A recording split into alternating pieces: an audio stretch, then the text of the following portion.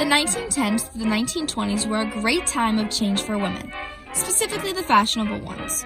Between World War I and women getting the right to vote, the times were changing, and fashion was definitely not an exception.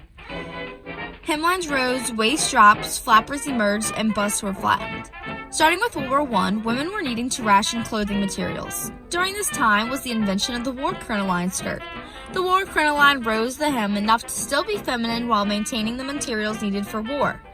Per normal, not everyone loved the skirt, but most women felt strongly about rationing, as one can see in this propaganda poster that states, "To dress extravagantly in wartime is worse than bad form.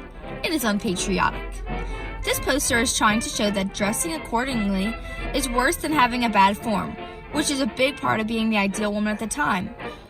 On a lighter note, literally, hats were a huge part of the fashion industry during the 1910s to the 1920s. Egret feathers were topping the majority of the hats, and as one can see, until around 1918 when the Migratory Bird Act was established. This law had a direct hit towards fashion because so many people were wearing the hats that the bird became in danger of extinction. Women would go far and beyond to get these feathers to establish a rich persona, so the law had to prohibit the killing of the bird for clothing and or trade. In response, women began to wear straw hats, which shortly after became the new style of hat in the 1910s and 1920s, as one can see in this catalog. The 30s was quite the rough time for fashion, considering so many things were not available and women had to deal with less due to the Great Depression. Clothes became cheaper in the 1930s. The flapper disappeared almost overnight, and typical woman shape was back, but this time a little more scandalous. Speaking of scandalous, we have our first woman, Katharine Hepburn, who we can see as today's Amelia Bloomer. She was an icon of the menswear trend, specifically pants. Hepburn is one of the people to thank for wide-leg trousers. Women at the time wearing pants was unheard of, but Katharine Hepburn, just like Amelia Bloomer, went against the norm. Not only were pants being seen, but the new invention of the cloche hat also came about. Even though it was invented in 1908, it was popularized in the Great Depression era. During this decade, no woman ever left the house without a chic cloche to top off her look.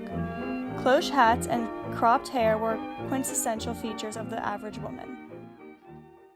The 1940s was an abundant yet depleted time for fashion. Women entered the workforce in abundant amounts, taking the places of men who went to war.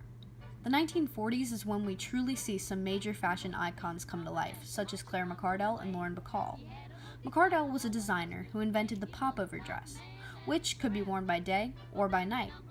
Though her aesthetic seems plain compared to many of her fashion colleagues of the era, that is precisely what made McCardell's work so revolutionary. She differed fashion by creating clothes that were both functional and stylish. Her designs were representative of the working, modern American woman. We also have the inspiration of the decade, Bacall. She wore mid-length skirts teamed with blazers, displaying a businesswoman by day, film star celebrity by night. By popularizing the militant shoulder look with the tiny waist, she was the true American beauty of the decade. The 1940s was a time when designers and icons truly came to life, but unfortunately, so did Hitler, Mussolini, and Hirohito. America entered World War II. Women's fashion was forced to ration. Between stocking rationing and rubber rationing, women had to deal with less. Stocking rationing was a direct hit considering stockings made the everyday women seem ladylike, and without their nylon stockings, they were unable to seem ladylike. In response, women began to draw the seam of stockings up their legs with their eyeliner. It proved they wanted to be ladylike, even though the times were not ladylike friendly. Shoes took a hard hit as well during this time with rubber rationing. Women were either limited to 1 or 2 pairs of shoes each year, which limited range of styles that they could achieve. The 1950s was a time of extreme growth and prosperity for the United States. Home life was the center of attention and motherhood became the focus of the home life. At the end of the 1940s, Christian Dior came out with a new look, which entailed a cinched waist and a big skirt, which was typical of the golden days. Many women embraced this normalcy happily, while others completely rejected it. The people who rejected it believed that women worked too hard for their loose waist to be put back in a tight corset. One of these people who rejected the look and created something in direct opposition was Coco Chanel when she came out with the Chanel suit as we still know it today. It was a slim tweed number with contrasting bound edges, which aimed to offer an elegant but looser alternative to all those new look lipped waists. Both of these were proper and ideal for the working middle-class woman, either at home or in a business. Whether or not they could afford the Chanel or the Christian Dior, they still imitated the outfit. Even though the 1950s was typically seen as a happy time, in the late decade, women began to go crazy sitting in their homes and decided to rebel, specifically through clothing, which can be seen in the late 1960s. The 1960s was a time of huge development. I mean, the United States even had a man on the moon. The fashion of the 60s has two distinct parts. The first part is classy and cute, and the second half is hippie galore. In 1961, John F. Kennedy took office as president, bringing with him a beautiful, young, and fashion-inspiring wife as First Lady. Jackie Kennedy's innate sense of style and dress soon made her queen of American fashion. For the early part of the decade, fashion carried over some of the neatness and ladylike ideals of the 50s, and the woman who truly showed it was Jacqueline Kennedy. She wore wide-leg pantsuits, large lapel jackets, gypsy skirts, silk Hermes headscarves, and large round dark sunglasses. She sported lots of bows and a very neat persona. She was the fashion icon of the decade who represented the prim and proper, perfect woman. However, the times were constantly changing and evolving, and fashion needed to follow suit. By 1967, the new fashion was scandalously bearing more of the body than ever before. Less is more. The women were changing the outline of fashion from soft to hard, from vague to definite. The miniskirt is an example. It was invented in Britain and quickly found its fame in the United States. It made national headlines and even made it to the Times Magazine's cover. Even the most classy working woman loved the newfound freedom of the late 60s, and it carried on into the 70s. The 1970s are remembered as an era when the women's rights, gay rights, and environmental movements competed with the Watergate scandal, the energy crisis, and ongoing Vietnam War for the world's attention. The 1970s can be called the Me decade, and the decade of excess and androgyny. Women emerged in the workplace tenfold.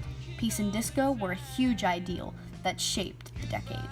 Bell-bottom jeans, midi skirts, maxi dresses, and tie-dye were huge fashion items. However, probably the most important item was the wrap dress. It is possibly the most well-developed item in all fashion history.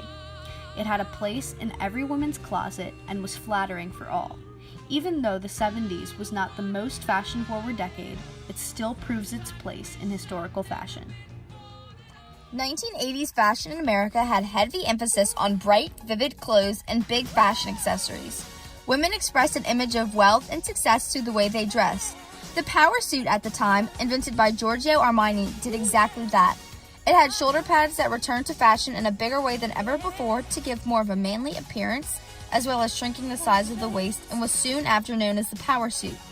Women entered the workforce in the 80s in abundance of numbers, and Donna Karan was another designer that was just helping them get comfortable. Women were expected to be feminine, but not too feminine, not too bright, too tight, too sexy, or too masculine. In response, Donna Karan came out with a workwear line that she, a busy working woman and a mother, would wear. She transformed work fashion so it was chic, sculptured clothes that softly reveal the body, yet go to the office with. On the other hand, we have Madonna, probably one of the most fashion-forward icons who perfectly represents her decade. She was a symbol of everything trendy in style. Eventually, even the women who were working supported the fingerless lace gloves, big earrings, and bangle bracelets that she provided. The 80s was a time of excess in clothing as well as in life, and even the most prestigious working women were no exception to these bright colors and lacy gloves.